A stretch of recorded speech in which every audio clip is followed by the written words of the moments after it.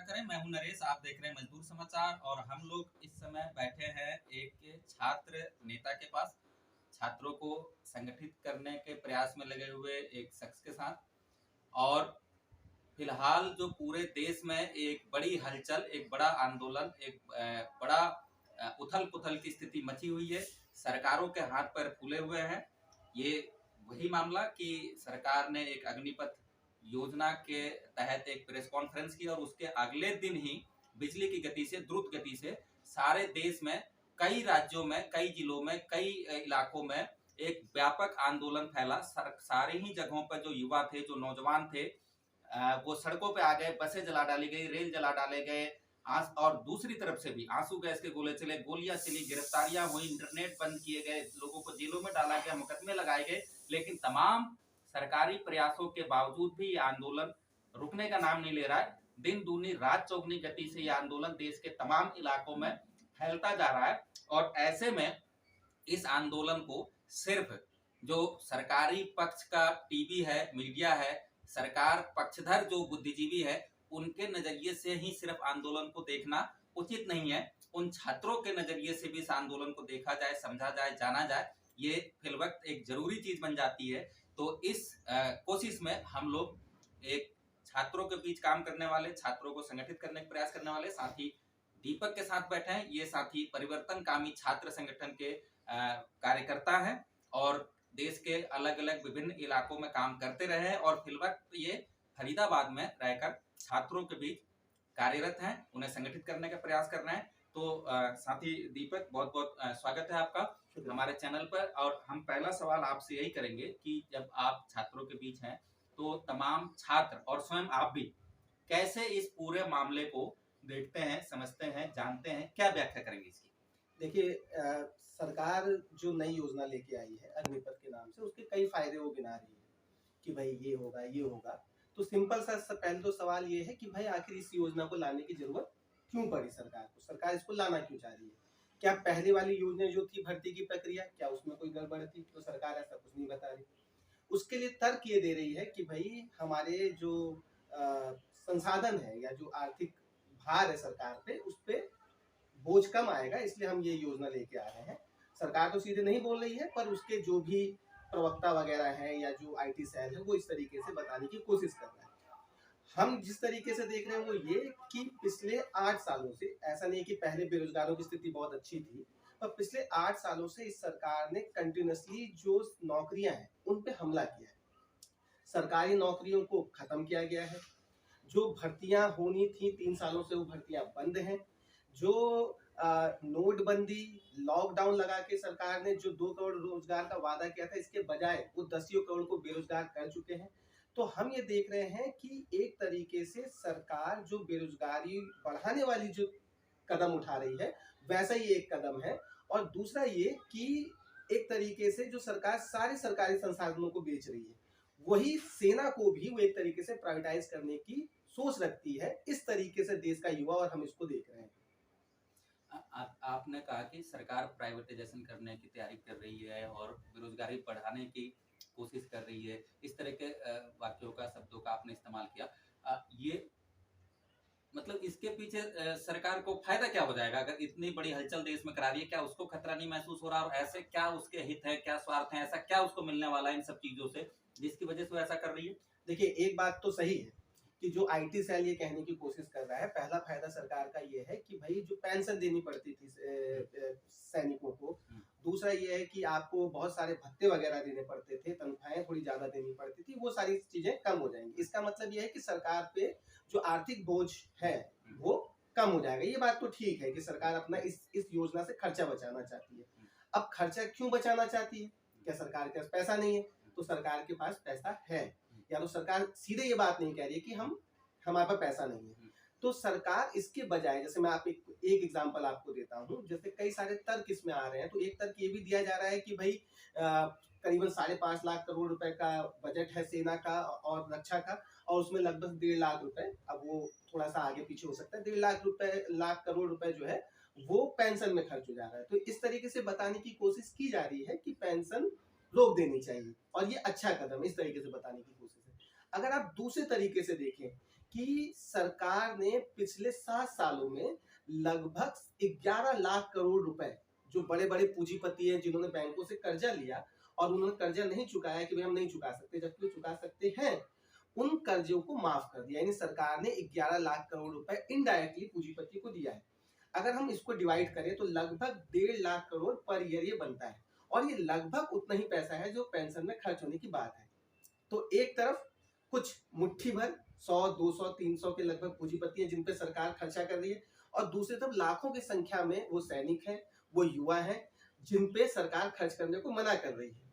तो आप प्राथमिकता देख सकते हैं सरकार की। एक फायदा सरकार का ये है, सिर्फ प्राथमिकता या उसका चरित्र भी? उसका चरित्र है कि भाई यही जो सरकार है पूरा का पूरा जो पॉलिसीज वो बना रही है। आप ये सोचिए, रेलवे को बेचा जा रहा है, सरकारी संपत्ति को बेचा जा रहा है, आपको एयरपोर्ट बेचे जा रहे हैं, कंपनियां बेची जा रही है, किसको बेचा जा रहा है? तो ये पूंजीपतियों को, अडानी, अंबानी, टाटा, बिरला को बेचा जा रहा है। इसीलिए आप देख रहे हैं कि मीडिया में जो, क्योंकि चैनल ही उन्हीं के हैं, इसलिए मीडिया में एक तरीके से इस मामले पर सरकार के पक्ष में ही बात आ रही है। तो ये एक तरीके से अभी जो एक वाक्य आपने इस्तेमाल किया था कि सरकार बेरोजगारी बढ़ाने की कोशिश कर रही है, और इसी तरह की बातचीत में किसी एक अन्य साथी के साथ कर रहा था तो उन्होंने एक तर्क दिया। मैं उस तर्क पे आपकी समझ को जानना चाहूंगा कि उन्होंने ये कहा कि ये जो हमारा मौजूदा समाज है ये पूंजीवादी समाज है, पूंजीवादी व्यवस्था है। पूंजीवादी व्यवस्था के लिए जरूरी है कि समाज में, देश में लगातार एक बेरोजगारों की फौज खड़ी रहे। इसके बिना पूंजीपतियों का मुनाफा द्रुत गति से नहीं चल सकता, द्रुत गति से नहीं बढ़ सकता। क्या ये तर्क वाजिब है और इसको आप कैसे समझते हैं? बिल्कुल ठीक है। आप क्या कहते हैं, हरियाणा की फैक्ट्रियों में जाइए, फरीदाबाद की फैक्ट्री में जाइए, वहां पे 9,500 रुपए हेल्पर को मिल रहे हैं। लोग 10-10 साल तक काम कर रहे हैं। वो क्यों करेंगे 9,500 रुपए में काम? क्यों करने के लिए तैयार हो जा रहे हैं? या बीटेक किया हुआ लड़का, पॉलिटेक्निक किया हुआ लड़का 11,000 में हरियाणा की फैक्ट्रियों में काम कर रहा है, वो क्यों तैयार हो जा रहा है? क्योंकि इतनी ज्यादा बेरोजगारी है, उससे मालिकों की एक तरीके से मजदूरी कम करने का उनके पास एक ताकत मिल जाती है, और मजदूर भी लाचार होते हैं। तो बेरोजगारी से पूरी तरीके से जो फायदा होता है वो पूंजीपतियों को होता है। मालिक चाहते हैं कि एक हद तक बेरोजगारी समाज में बनी रहे, जिससे उनको सस्ता मजदूर मिले, और सरकार इस अलग अलग तरीके से इस चीज को बना के रखती है। इसीलिए हम कह रहे हैं कि ये योजना भी वही काम करने का एक तरीके से काम करेगी। अच्छा, ये बताइए, इस आंदोलन में बहुत बड़े पैमाने पर, जिसको कहा जाता है कि राष्ट्र की संपत्ति का नुकसान हुआ, तोड़फोड़ हुई, हिंसा हुई, आगजनी हुई। हालांकि दूसरी तरफ से भी राजकीय हिंसा भी हो रही है, राजकीय दमन भी हो रहा है। अब तो इन दोनों हिंसाओं में क्या फर्क है, एक तो ये बताइए। और दूसरा, क्या जो छात्र जो कि इस तरह की तोड़फोड़ और चीजें कर रहे हैं, क्या इसको इसका आप समर्थन करते हैं, या आप क्या कहना चाहेंगे इस विषय में? क्या वाजिब है, ऐसा होना चाहिए? देखिए, हम समर्थन करते हैं या नहीं करते हैं, ये पहला सवाल नहीं है। पहला सवाल ये है कि ये हिंसा करवा कौन रहा है। भाई छात्र कर रहे हैं तो सबको मालूम है, दिख रहा है, और ये करवा कौन रहा है? ये छात्र जो रोज दौड़ने जाते थे, जो आधा पेट खाकर किसी तरीके से एक्सरसाइज करने में लगे हुए थे, जो किसी को परेशान नहीं करते थे, आखिर ये छात्र लाखों की संख्या में सड़कों पे आ रहे हैं, ट्रेन फूक रहे हैं। क्यों फूक रहे हैं? क्योंकि आप अग्नि परीक्षा, अग्निवीर जैसी पॉलिसी ला रहे हैं, तो आप उसके लिए जिम्मेदार हैं। वो छात्र, नौजवान उसके लिए जिम्मेदार नहीं है। पहली बात तो ये हमको सरकार के कई प्रवक्ताओं ने ये कहा कि जो ये कोचिंग सेंटर्स के वो है, वो इसके लिए जिम्मेदार है। सर, देखिए, सरकार अपनी जो निकम्मापन है, भाई सिंपल सी बात है, ये हिंसा कब शुरू हुई? ये हिंसा जब आप वो पॉलिसी लेके आए तब वो हिंसा शुरू हुई है। तो उस हिंसा के लिए जिम्मेदार कौन है? उस हिंसा के लिए जिम्मेदार आपकी पॉलिसी है, आप है। दूसरी बात जो छुपाने की कोशिश हो रही है कि ये नौजवान ऐसे ही सड़कों पे नहीं उतरे। अगर साथियों को याद हो, यूपी में एक रैली थी जिसमें योगी आदित्यनाथ गए हुए थे। योगी आदित्यनाथ की रैली में वो वीडियो है, वायरल हुआ था, जिसमें नौजवान वहां से चिल्ला रहे हैं उनके पीछे से कि भाई बाबा जी भर्ती कब हुई। राजनाथ सिंह जी जब यूपी के इलेक्शन में गए तो वहां पे भी बेरोजगारों ने बेरोजगारी की मांग उठाई, तो उन्होंने कहा भर्ती कराएंगे। फिर इन्होंने 17 सितंबर को मोदी जी के बर्थडे पे थालियां बजाई, तालियां बजाई। रेलवे का भी मामला हुआ था, आपको मालूम, उस पर प्रदर्शन किया था। तो छात्र तो सालों से शांतिपूर्ण प्रदर्शन कर रहा है। अभी नागपुर से बहुत सारे छात्र अपने एसएससी के बिल्कुल के लिए दिल्ली आ रहे हैं, लेकिन उनको कोई ना मीडिया दिखा रहा है, ना उस पर कोई बात हो रही है, ना किसी चर्चा के विषय बन रहा है। बात यह है कि जब शांतिपूर्ण प्रदर्शन वो कर रहे थे सालों से, तब किसने सुनी? किस मीडिया ने दिखाया उसे? जब वो सालों से चिल्ला चिल्ला के बोल रहे थे, अपनी बात पहुंचा रहे थे, ना आपने सुनी, ना उनका दर्द देखा, ना उनकी बात मानी गई, तब जाके अब फिर उसके बाद आप जो उनके उम्मीद है और सपने हैं उसको आप हमला कर रहे हैं, और तब भी आप कह रहे हैं कि वो क्या कहते हैं, ये ना करें। हम कह रहे हैं कि अगर ये हिंसा हो रही है तो इसका जिम्मेदार एक भी नौजवान नहीं है, इसका जिम्मेदार सीधे सीधे मोदी सरकार है, और दरअसल वो इसके पीछे है, और इसके लिए अगर किसी को कसूरवार ठहराना चाहिए तो मोदी सरकार और उसकी नीतियों को ठहराना चाहिए। आप जिस 200 करोड़ से कैमरे पे ये सारी बातें कह रहे हैं, कल को आप गिरफ्तार हो सकते हैं। बिल्कुल हो सकते हैं, ये बात ठीक है कि गिरफ्तार हो सकते हैं, और हम क्या, देश में लाखों गिरफ्तारियां चल रही हैं। बिहार में आप देख लीजिए, पिछले कल से जो है इंटरनेट बंद है, वहां लगातार गिरफ्तारियां हो रही हैं, घरों में जा जाके मारा जा रहा है। आप इसको छोड़िए, मैं आपको एक एग्जांपल देता हूँ। हल्द्वानी और पिथौरागढ़ उत्तराखंड के 2 शहर है, वहां कोई आगजनी, कोई प्रोटेस्ट, कोई मतलब हिंसक प्रोटेस्ट नहीं हुआ। छात्र नौजवानों जो ने, आपके कार्य क्षेत्र भी रहे, हमारा कार्य क्षेत्र रहा है, वहां से मैं लगातार संपर्क में भी हूँ, पढ़ भी रहा हूँ, वहां कोई इस तरीके का नहीं हुआ। छात्रों ने कहा हम रामलीला मैदान पे इकट्ठा होंगे, पुलिस ने क्या किया, पूरे रामलीला मैदान को घेर लिया, और उसके बाद जैसे कि जानवरों की तरह पीटा जाता है छात्रों को, छात्र वहां पर बचने के लिए नहर में कूदे, उनमें भी 400 लोगों पे, छात्रों पे मुकदमा दर्ज कर दिया। आप सोचिए, कोई आगजनी, कोई ये दुनिया का सबसे बड़ा लोकतंत्र है। तो आप, मैं वही तो बता रहा हूँ कि अगर यही छात्र मान लीजिए ट्रेन नहीं फूकते, वो गलत है, हम मानते हैं, पर अगर वो नहीं फूकते और ये सारी चीज नहीं होती, वो सिंपल प्रोटेस्ट कर रहे हो, तब भी पुलिस, तब भी सारी चीजें उन पे इसी तरीके से दमन होता, उनकी बात नहीं सुनी जाती, वो मजबूरी में ये चीज कर रहे हैं। दूसरी बात ये है कि देखिए, कोई भी अगर गुस्सा है, अगर आप उसकी नहीं सुन रहे हैं, पिछले 8 सालों में मोदी जी ने सुनी किसकी है?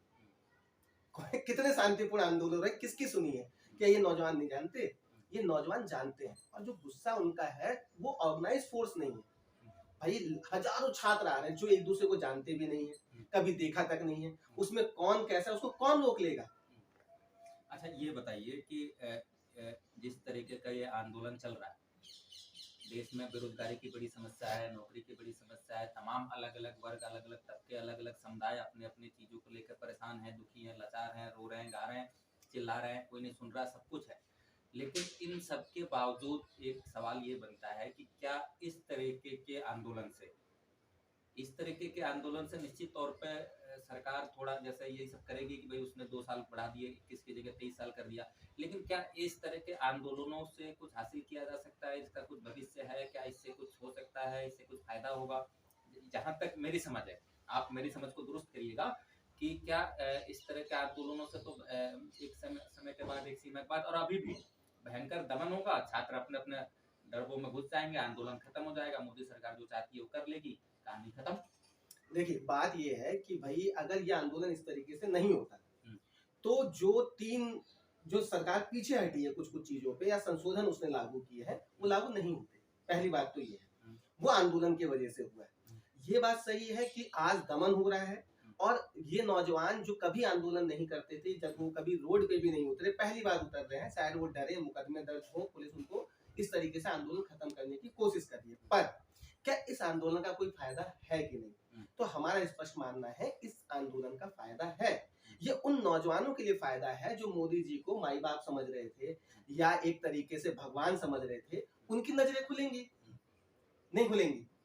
जो पुलिस को या सत्ता को एक तरीके से अपना सब कुछ वो समझते थे, जब लाठी पड़ेगी तो समझ में आ जाएगा कि स्टेट का कैरेक्टर क्या है। तो ऐसा नहीं है कि भाई कोई आंदोलन भले ही वो हारे, वो आंदोलन एक तरीके से मासेस की, युवाओं की, जनता की चेतना को एकदम से आगे बढ़ा देता है। ये बात ठीक है। अब सवाल ये है कि सुख जीता कैसे जाए? तो नौजवानों से, युवाओं से स्पष्ट हमारी अपील है कि इस तरीके से, जिस तरीके से अभी आंदोलन हुआ है, उससे हम अपने आप को आम मासेस से काट लेंगे, यानी आम जनता ही हमारी आलोचना करने लग जाएगी। जो हमारे साथ होती है उसे हमारे साथ होना ही होगा, हमारे माँ बाप, हमारे दोस्त परिचित, उनको साथ होना होगा। तो हमें ऐसे कदम उठाने होंगे जिससे कि वो हमसे कटे ना, बल्कि वो हमारे साथ है। यानी हमें कोई ना कोई अलग फॉर्म निकालनी पड़ेगी, चाहे वो धरने की फॉर्म हो सकती है, वो रैली की फॉर्म हो सकती है। हरियाणा के युवाओं से, अभी हम फरीदाबाद में बैठे हैं, क्यों नहीं डीसी ऑफिस के सामने हम लोग धरना शुरू करते हैं? हमको वहां बैठना चाहिए डीसी ऑफिस पे कंटिन्यूअसली, अपनी मांगों को जोर शोर से रखना चाहिए। और ये मामला छोटा नहीं है, इसमें हम लोग लड़ेंगे तो जीतेंगे भी। तीसरी बात ये है जो है कि केवल ये मामला नहीं है भर्ती का, और नौजवानों का इसमें गुस्सा नहीं, जिस बात को हमको बताना चाहिए, ये 8 सालों से जो ठगा जा रहा है, बेवकूफ बनाया जा रहा है, वो पूरा मामला एक गुस्से के रूप में आया है। और इसके अलावा भी लाखों बेरोजगार हैं जो सरकार से परेशान है, उसकी पॉलिसी से परेशान है। तो उनको हमको साथ में लाने की कोशिश करनी होगी। अगर हम नहीं लाएंगे तो हम इस लड़ाई को नहीं जीत सकते। तो फिर से मैं रिपीट करूं, हमें अपना लड़ाई का तरीका बदलना होगा। हमें अलग अलग जगह धरना, आमरण अनशन, भूख हड़ताल, जो भी तरीका आपको समझ में आए वो बैठना होगा। जनता का हमें समर्थन हासिल करने की कोशिश करनी होगी। और तीसरा, हमें कमेटी तरीके से बनाकर, ऑर्गेनाइज तरीके से बना के आगे बढ़ना होगा। और चौथा ये कि जो और सोसाइटी में बेरोजगार है, अलग अलग तरीके से बेरोजगार है, उनको अपने साथ लाना होगा। और अगर ये चीज हो जाती है तो हमें कोई हरा नहीं सकता, हम ये लड़ाई जरूर जीतेंगे। क्या आप एक लाइन में कहें तो ये कहना चाह रहे हैं कि किसान आंदोलन से सीखना चाहिए? बिल्कुल हमें सीखना चाहिए, पर किसान आंदोलन और इसमें अंतर भी है, ये हमें देखना होगा। किसान आंदोलन में पके पकाए सालों से काम करने वाले अनुभवी लीडरशिप मौजूद है। वो लोग जो किसान है वो सीखे सिखाए हैं। ये नौजवान कभी रैली में नहीं शामिल हुए होंगे। हो सकता है कि किसी बीजेपी की रैली में कुछ रुपए में या किसी तरीके से समर्थक होंगे तो वो नारे लगाए होंगे, पर इसके अलावा किसी प्रोटेस्ट में नहीं गए। तो इनको ऑर्गेनाइज होना होगा, इनको किसी भी तरीके से ऑर्गेनाइज होकर अपना एक ठिया बनाना होगा जिसमें बैठ के वो अपनी बात को कर सके। और वही उनको सिखाएगा भी, वही उनकी लड़ाई को जनता से जुड़ेगा भी। तो ये बात हम लोग कहना चाहते हैं।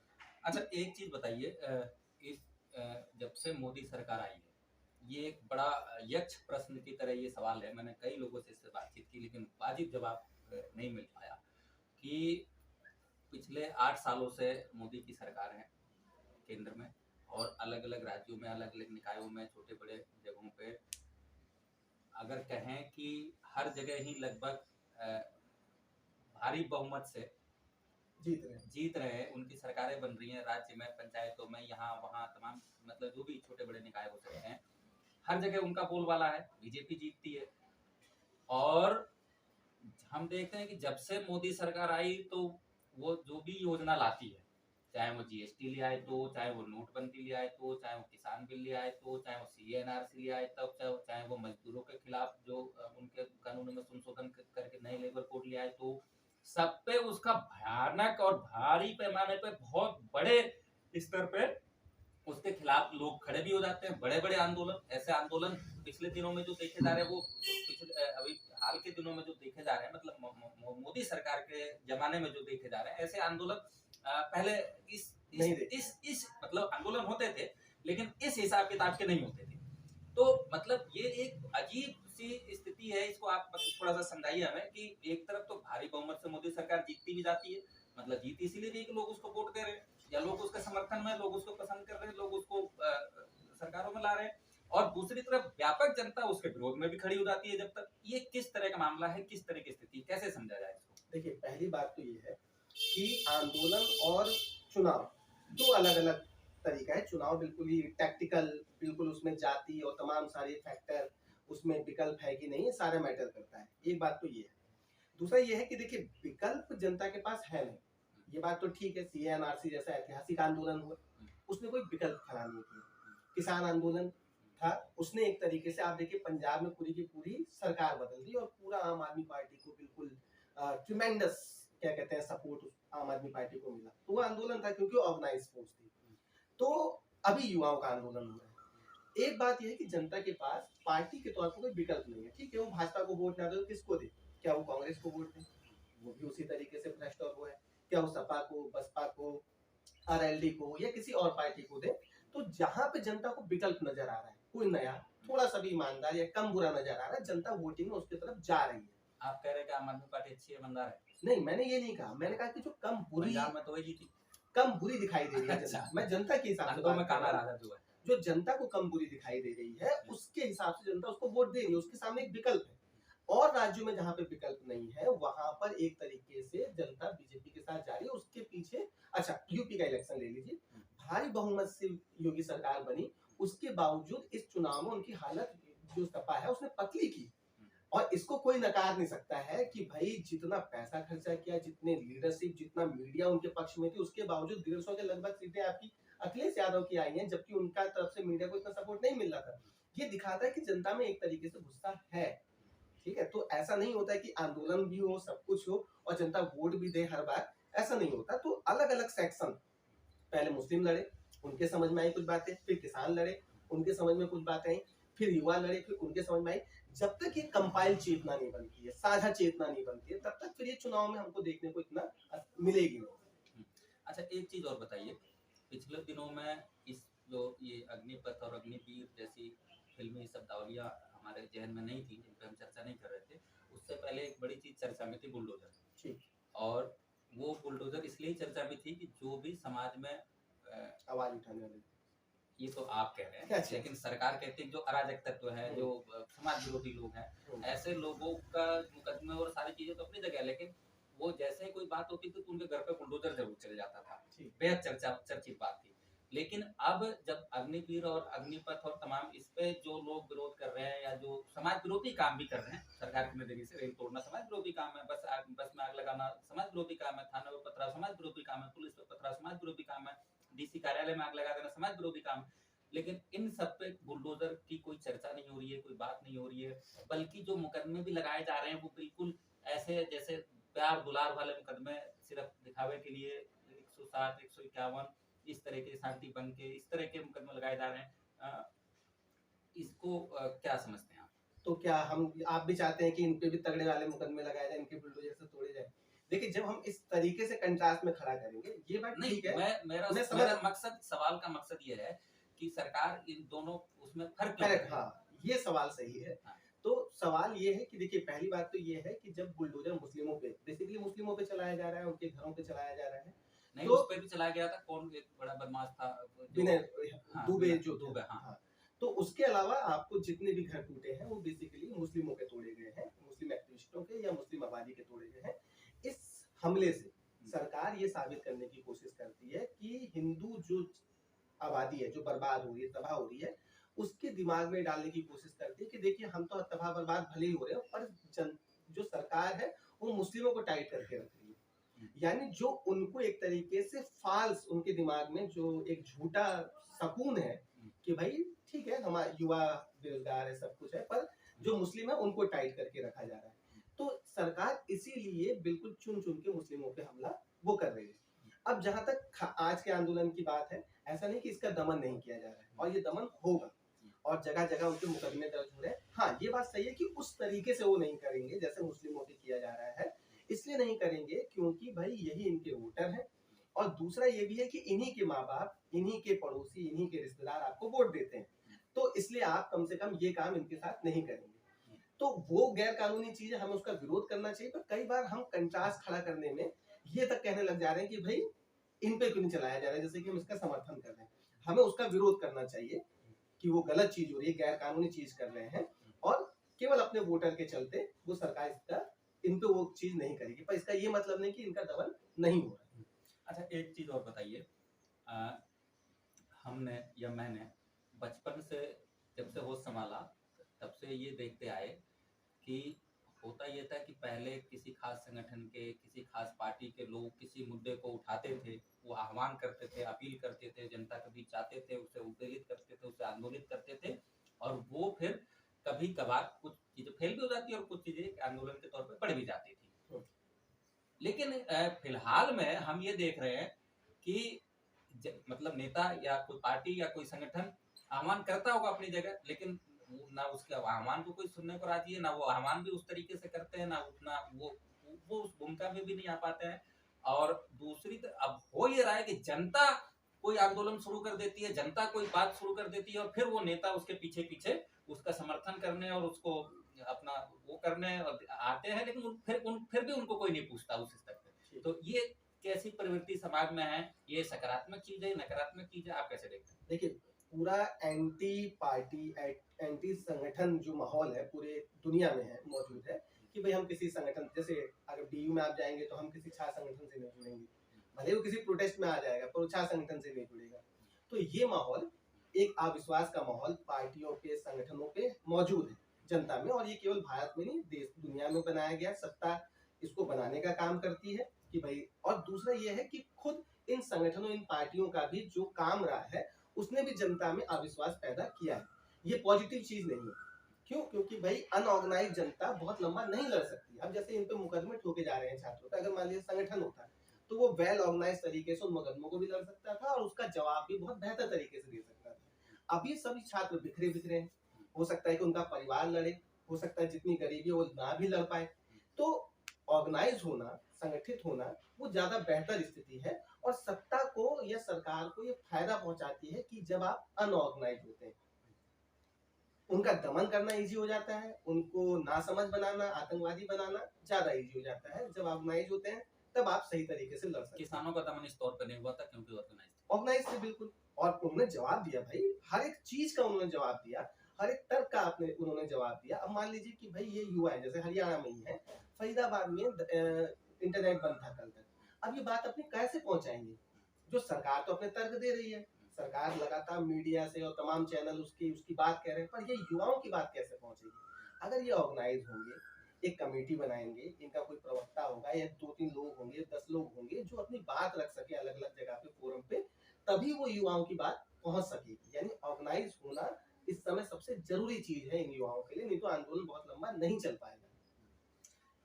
आगे ये बताइए कि ये क्या सिर्फ मतलब फौज में जो भर्ती होती है, फौज की नौकरी के लिए लोग लगते हैं, क्या सिर्फ इसी के इर्द गिर्द मामला है? मतलब तमाम राजनीतिक पार्टियां, तमाम बुद्धिजीवी, तमाम चिंतक, तमाम प्रवक्ता, तमाम लोग इस पे ही चर्चा कर रहे हैं कि अग्निवीर अग्निवीर मतलब मिलिट्री फौज में कुछ भर्तियां होती थी वो खत्म हो गई और खत्म की जा रही है और इसके खिलाफ ये आक्रोश है। नहीं, लेकिन मैं समझता हूँ कि ये जो है कि पूरे देश ही नहीं, पूरी दुनिया के स्तर पे जो एक बड़ा बेरोजगारी का माहौल बना हुआ है, जिसको ये पूंजीवादी समाज, इसके कर्णधार, इसके संचालक उसको हल नहीं कर पा रहे हैं, उसको सुलझा नहीं कर पा रहे हैं, उसका विस्फोट है। देखिए बात यह है कि ये बात तो सही है कि भाई इंडियन इकोनॉमी पूरी दुनिया की इकोनॉमी क्राइसिस में, उस क्राइसिस में बेरोजगारी लगातार बढ़ रही है, ये बात सही है। पर जो आपकी पॉलिसी से, और कुछ सरकारों की पॉलिसी जैसे, अब जैसे योजना भी है, ये है, इसमें अब जो सरकारी नौकरियां हैं लगभग की केवल सेना में ही 1,60,000 नौकरियां खाली हैं, उनके रिक्त पद नहीं भरे जा रहे हैं। लाखों की संख्या में सरकारी नौकरियां खाली उनके नहीं भरे जा रहे हैं, कौन रोक रहा है आपको? तो जो इन युवाओं का गुस्सा है वो केवल इसको लेके नहीं है। अब कोई लड़का ऐसा नहीं है कि केवल वो आर्मी की तैयारी कर रहा है। आप ये देखेंगे कि मान लीजिए कोई आर्मी की तैयारी करने वाला लड़का है, पता चल रहा है वो एसएससी की भी तैयारी कर रहा होगा, साथ साथ में पता चल रहा है कि वो दिल्ली पुलिस की तैयारी कर रहा होगा, या किसी और जगह की पुलिस की तैयारी कर रहा होगा, या रेलवे की भी तैयारी कर रहा होगा। पर सवाल ये है कि भाई इन सब में तो नौकरी निकली नहीं रही, कौन सी नौकरी निकली? और उसके बाद रही सही जो एक उम्मीद थी कि भाई सेना की भर्ती में हो जाएगी, इसमें कोई गड़बड़ नहीं होती है, ठीक है, जो पेपर हो रहे हैं वो लीक हो जा रहे हैं, एक भर्ती 10 साल में, 5 साल में, 6 साल में हो रही है। सेना से उम्मीद थी, आपने उस उम्मीद को भी तोड़ दिया, इसलिए वो गुस्सा है।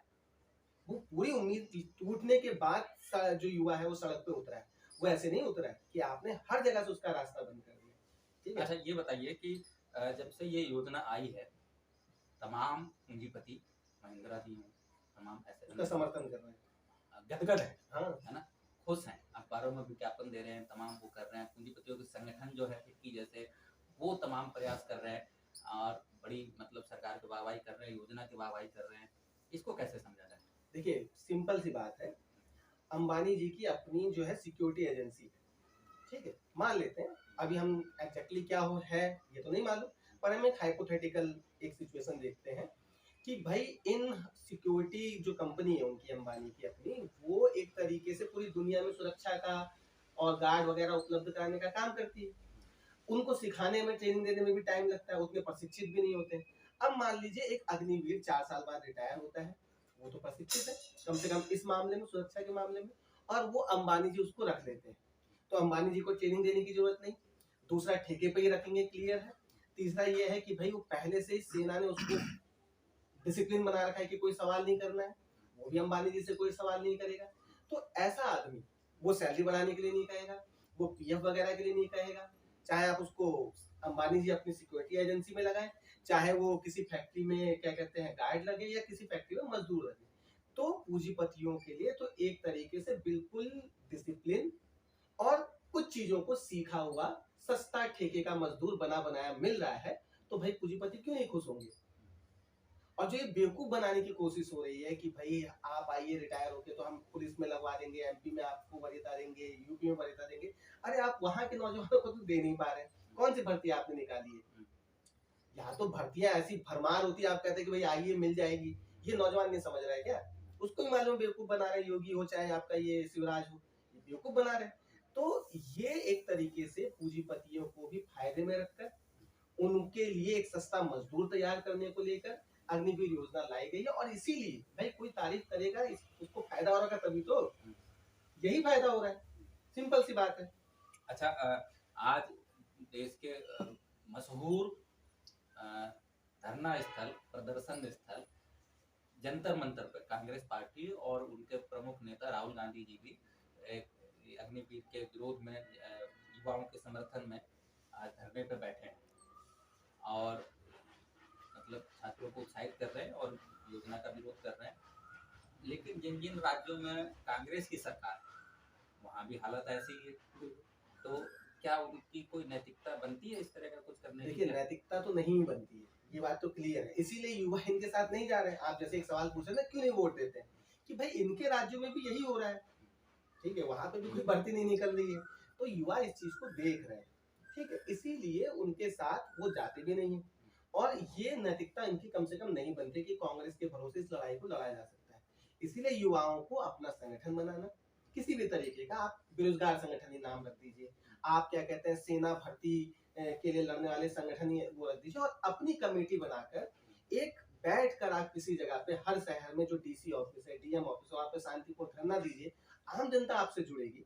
इस मुद्दे को अगर आप व्यापक नहीं बनाएंगे तो आप पे दमन भी होगा और युवा जो है वो लड़ाई जीत नहीं पाएंगे। तो इनके भरोसे मत बैठिए, कम से कम कांग्रेस के और तमाम पार्टियों के, पर ठीक है। अच्छा, मैं समझता हूँ कि ये हमारा दौर ही ऐसा है जिसमें हम जैसी सरकार है वैसे सरकार को देख पाते हैं, जैसे पत्रकार है वैसे पत्रकारों को देख पाते हैं। और मैं ये बात इसलिए कर रहा हूँ कि पिछले समयों में ये हो रहा है कि जब इलाहाबाद में और बक्सर में इससे पहले वाला छात्रों का विरोध हुआ, आंदोलन हुआ, ट्रेन जली और व्यापक दमन हुआ, उस समय में भी मतलब कुछ इस तरह के यूट्यूबर, जैसे अगर मैं नाम भी लूँ कि बिहार का एक जो कि उसी रूप में मशहूर हो चुका है जिस रूप में मैं कह रहा था, दौर की बात है कि और वो और या एक खान सर जैसा शख्स है, ये लोग चर्चित होते हैं, इन पे मतलब आरोपी लगते हैं कि ये भड़का रहे हैं। और ये अभी जैसे इसमें हुआ कि भाई ये मनीष कश्यप ने इस पे वीडियो भी जारी किए, उसकी व्याख्या करते हुए योजना की और सारी चीजों की, और फिर उसकी अगली वीडियो, एक लाइव वीडियो कल देखी मैंने कि भाई वो उस वीडियो में रोने वाले अंदाज में कह रहा है कि मेरे ऊपर क्यों किया जा रहा है, मैं तो जयपुर में हूँ, तो मैंने नहीं किया तो किसी और ने किया। मतलब और ऐसे शख्स है, क्योंकि ये समाज व्यक्तिवाद भी पैदा करता है और ऐसे व्यक्तियों को स्थापित भी करता है जो उस व्यवस्था के लिए संचालक बन सके, उसमें ग्रीस का काम कर सके, लुब्रिकेंट का काम कर सके। आपकी क्या टिप्पणी है ऐसे लोगों पर? क्या इस आंदोलन में इनकी भी कोई भूमिका है या मतलब किस तरह से देखना चाहिए? देखिए, बात यह है कि भाई इनमें से इनका कोई सामाजिक वो नहीं है, योगदान नहीं है, मतलब उसके लिए सोच रहे हैं समाज के लिए, ये नहीं है, बल्कि अलग अलग लोगों का अलग अलग धंधा है। अगर मान लीजिए कि कोई यूट्यूबर है, उसका वो धंधा है, तो कोई कोचिंग चला रहा है, उसका वो धंधा है, और ऐसे में इनके भरोसे अगर हम वो होते हैं तो होगा ये कि भाई क्योंकि इनके धंधे पे जब आंच आएगी तो ये पीछे भी हट जाएंगे। पर उसके बावजूद इनकी भूमिका है, इनकी भूमिका एक तरीके से, अगर मान लीजिए कि कोचिंग इंस्टीट्यूट का कोई अच्छा टीचर अगर बहुत बेहतर तरीके से छात्रों को समझा पाता है उसके नुकसान योजना के, तो ये फायदा है एक तरीके से। पर इनको आंदोलन का लीडर नहीं बनाया जा सकता, इनके भरोसे रहकर कुछ नहीं किया जा सकता। क्यों? क्योंकि जैसे ही कोई दमन होगा, जैसे इनके धंधे पे कोई आंच होगी या कोचिंग संस्थान बंद किए जाएंगे, तो सबसे पहले पूछ उठा के भाग जाएंगे, ठीक है। तो इसलिए ये इनकी एक भूमिका भी है एक हद तक, और एक इनका नकारात्मक पक्ष भी है, तो हमें उस तरीके से देखना चाहिए इसको। अब ये बताइए कि आप स्वयं के तौर पर और अपने संगठन के तौर पर इस मौजूदा संकट का क्या हल देखते हैं? देखिए, मौजूदा संकट का हल तो ये है कि भाई सबसे पहले जो सरकार कह रही कि हमारे पास पैसा नहीं है, भाई पूंजीपतियों पे आप पैसा देना बंद कीजिए, बेल आउट पैकेज, एनपीए में जो पैसा आप दे रहे हैं वो बंद कीजिए, कॉर्पोरेट टैक्स आपने 30% से 23%, 22% कर दिया है, उसको बढ़ाइए, आप पूंजीपतियों पे टैक्स बढ़ाइए और आपकी आय बढ़ेगी। पहली बात तो ये, आप बिजली पानी जमीन जो सस्ता बेच रहे हैं पूंजीपतियों को वो बंद करिए, लोन देना बंद करिए, ये सारी चीजें हैं। आपकी आय बढ़ेगी और उस आय से आप कम से कम जो नौकरियां खाली हैं उसमें आप जो है लोग हैं उनको नौकरी दीजिए। सबसे पहले सॉल्यूशन तो ये है कि लोगों को नौकरी देना शुरू कीजिए। दूसरा ये है कि भाई उसके बावजूद ये बात सही है कि ये व्यवस्था सभी लोगों को रोजगार नहीं दे सकती है। और जो आज के हालात हैं, जो आर्थिक जो मंदी का दौर है, उसमें नौकरी मिलना या नौकरी जनरेट कर पाना भी बहुत मुश्किल है। तो ऐसे में क्योंकि ये व्यवस्था सबको रोजगार नहीं दे सकती है, सबके लिए संसाधन उपलब्ध नहीं करा सकती है, तो हमको इस व्यवस्था के बियॉन्ड जाने की, उससे आगे जाने के बारे में सोचना होगा। अब इससे आगे की व्यवस्था क्या हो सकती है? क्या ऐसे कोई समाज रहे हैं जिसमें बेरोजगारी बिल्कुल नहीं रही है? तो ऐसे समाज इतिहास में रहे भी हैं और उन्होंने करके दिखाया। जैसे आपका रूस का जो समाजवादी समाज था, तो उसमें अगर कोई भी साथी अगर पढ़ना चाहे तो पढ़ सकता है कि भाई 10 से 11 सालों में उन्होंने बेरोजगारी का खात्मा कर दिया। वो इसलिए खत्म कर दिया क्योंकि वो जो समाज था वो लोग, उसका मकसद लोगों को लूटना नहीं, उनका शोषण करना नहीं है। अगर क्या कहते हैं मशीनें आ रही हैं तो हमारे पुजारी समाज में क्या किया जाएगा कि भाई मजदूरों को निकाल दिया जाएगा। अगर समाजवादी समाज में मशीनें आएंगी, टेक्निक आएंगी, तो क्या होगा कि भाई 8 घंटे की अगर काम है तो 6 घंटे का कर दिया जाएगा। तो ये यानी कि इससे बियॉन्ड हमको अगर सबके रोजगार, बेहतर रोजगार, एक मुकम्मल भविष्य की लड़ाई युवाओं को लड़नी है, तो सबसे पहले जो ये सरकार नौकरियां नहीं दे रही उसके खिलाफ लड़े, पूरी उसके ताकत के साथ लड़े, साथ में इस व्यवस्था के बियॉन्ड जाने की, इसके खिलाफ जाने की, इसको परिवर्तन करने की, इनकलाब करने की लड़ाई लड़े, जिसकी बात भगत सिंह क्या करते थे, जो मजदूरों किसानों की व्यवस्था, समाजवादी व्यवस्था थी, जिसके लिए वो लड़ते हुए शहीद हुए। तो ये एक मुकम्मल समाधान जो है वो बेरोजगारी का या युवाओं की और जो समस्याएं बनती हैं उनका बनता है। तो हम लोग भी इसी उसके साथ कि हमें तात्कालिक मांगों के लिए भी लड़ना है और हमें इन समस्याओं को पैदा करने वाली इस व्यवस्था के खिलाफ भी लड़ना है। ये युवाओं को अपनी कमर कसनी पड़ेगी। अच्छा, एक सवाल जो पहले लेना चाहिए था वो हम बाद में ले रहे हैं। हालांकि उपसंहार का मौका तो यही था जब आपने क्रांति, इंकलाब और भगत सिंह की बात करी, लेकिन फिर भी जो सरकार के तरकार हैं और तीनों सेनाओं के प्रमुखों के जो तरकार हैं, सरकार के प्रवक्ताओं के तरकार हैं और जो सरकार के चापलूस लोगों के तरकार हैं, मीडिया संचालक, मीडिया में बैठे लोग हैं, उनके जो तरकार हैं, उनसे आप कितने सहमत हैं और कितने असहमत हैं? जैसे कि भाई 4 साल की उम्र तक लड़के जो है यहाँ गली मोहल्लों में सिगरेट के छल्ले बनाते रहते हैं और जब बाजी करते रहते हैं, तब तक तो वो 11 लाख और कितने लाख का पैकेट लेके घर आ चुके होंगे, वहां से फिर नया कुछ शुरू करेंगे। या कि भाई ये कुछ भी नहीं मिलता तो उससे तो कितना बढ़िया है, या और ऐसे तक इस पे आप नहीं कुछ भी नहीं मिलता, ठीक है, उससे तो कई बढ़िया पुरानी वाली व्यवस्था थी, तो हम बढ़िया व्यवस्था के लिए लड़ेंगे ना, और ये नौजवान लड़ रहे हैं, इसमें क्या दिक्कत है? भाई आप ये बताइए पुरानी व्यवस्था में क्या दिक्कत है?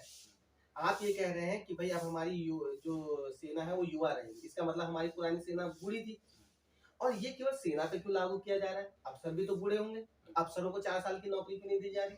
नेता मंत्री भी बूढ़े होंगे। मोदी जी तो 71 साल के हो चुके हैं, 10 साल से बैठे हुए, गद्दी छोड़ने का नाम नहीं ले रहे, कह रहे भाई 5 साल तक बैठूंगा। योगी जी अपने वो हो चुके हैं। तो आप ये सोचिए ना कि ये गरीबों के बच्चे हैं, उनको बेवकूफ बनाने के लिए, उनको ठगने के लिए तर्क दिए जा रहे हैं। और एक तरफ आप सेना के गुणगान गाया करते थे मोदी जी और ये पूरी सरकार, आज ये पैसे का गुणगान, देशभक्ति गई इनकी। ये नौजवानों को बता रहे हैं कि भैया इतना पैसा मिलेगा, इतना पैसा मिलेगा। अरे भाई उससे ज्यादा पैसा मिलेगा तो आदमी बिक क्यों नहीं जाएगा? आप जितना पैसे की बात कर रहे हैं, 11 लाख देंगे, 12 लाख देंगे, बढ़िया तो है, तो भाई कोई भी आदमी उसको 20 लाख रुपए, 25 लाख दे देगा, दुश्मन सेना कोई भी दे देगा, तो क्यों नहीं हो जाएगा? नहीं होगा क्या? आप ही के तर्क से मैं बात कह रहा हूँ। ऐसे निकले भी भारतीय सेना में, भारतीय सेना में लगातार वो तो सेना का ऐसा माहौल बना के रखा जाता है कि वो इतनी पवित्र है, वहाँ कोई भ्रष्टाचार नहीं होता। ऐसे कई लोग निकले हैं। एक दाल रोटी वाली बात भी आई थी, हाँ वो भी आया था। तो ये गरीबों के बच्चे हैं, आप अफसरों के साथ ये काम क्यों नहीं कर रहे? उनकी तनख्वाहें तो लाखों में होती है, उनमें तो ज्यादा हो जाएगा, नेताओं के साथ क्यों नहीं कर रहे हैं?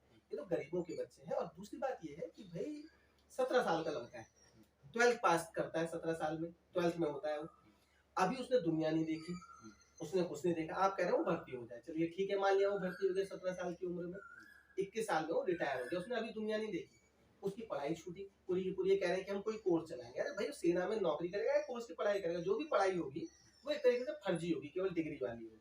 4 साल वो अपने दोस्तों से कट गया, जिंदगी से कट गया, दुनिया से कट गया, जो भी नागरिक बोध होना चाहिए कि एक नागरिक के क्या कर्तव्य होते हैं, उससे करिए। अब उसके बाद वो कह रहे हैं कि भाई सेना में उसको एक तरीके से अनुशासित और वो करके सेना में क्या सिखाया जाएगा उसे? गोली चलाने तो सीखेगा, वो एक डिसिप्लिन बनना सीखेगा, उसे व्यापार करना नहीं सिखाया जाएगा, उसे क्या कहते हैं कोई कैसे बात करनी है, कैसे मार्केटिंग करनी है, कैसे नौकरी करनी है, कैसे तकनीक जो नई नई टेक्निक आती है उसको यूज करना है, वो नहीं सीखेगा वो। तो उसको नौकरी कहाँ मिलेगी भाई? दूसरी कोई सरकारी नौकरी है नहीं, कोई गारंटी आप दे नहीं रहे। 10% का आपने झुंझुना भी कहा है कि असम राइफल्स और उसमें देंगे हम, तो ये सब झुंझुना है जिसको नौजवान भी जानता है कि पहले वो 3-4 साल मेहनत करे, पूरी अपनी जिंदगी लगा, पूरी अपने वो लगा के ताकत लगा के मेहनत करे, सेना में भर्ती हो, फिर उससे कहें आप टाटा बाय बाय, फिर वो मेहनत करे। यही तो कह रहे हैं आप।